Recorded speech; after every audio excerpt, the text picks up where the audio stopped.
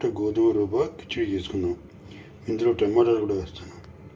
ఇవి నానబెట్టి వడగట్టి పక్కన పెట్టినటువంటి గోధుమ నూక, పెసరపప్పు, మిరపకాయలు, టమాటా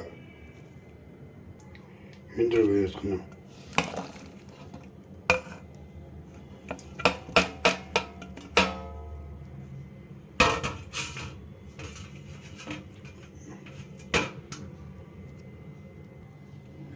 ఇందులో ఒక చెంచాడు ఉప్పు వేయాలి. నీళ్ళు పోసుకోవాలి.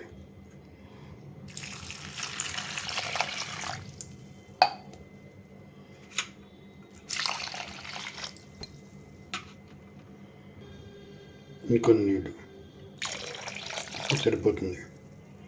దీన్ని అలాగే కుక్కర్లో పెట్టుకోవాలి. కొద్దిగా మిరియాలు వేస్తున్నాను. ఇప్పుడు మూత పెట్టుకుని ఉడికించుకోవాలి. ఒక 7 విజిల్స్, 8 దాకా రావచ్చు. ఇలా ఉడికింది. దీన్ని చక్కగా మ్యాష్ చేసుకోవాలి. ఇలా గిన్నెలో తీసుకున్నాను. దీంట్లో పోపు పెట్టుకోవాలి. ఇలా చెంచా నెయ్యి వేసుకుని దాన్ని కాచి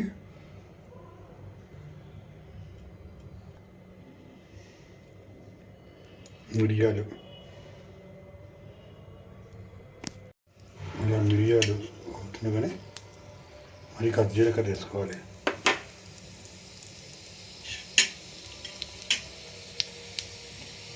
ఇప్పుడు కరివేపాకు,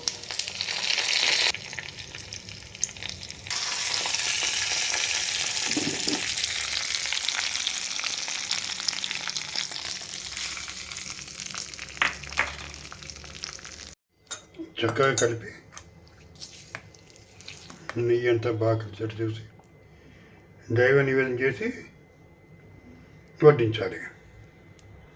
థ్యాంక్ యూ ఫర్ వాచింగ్.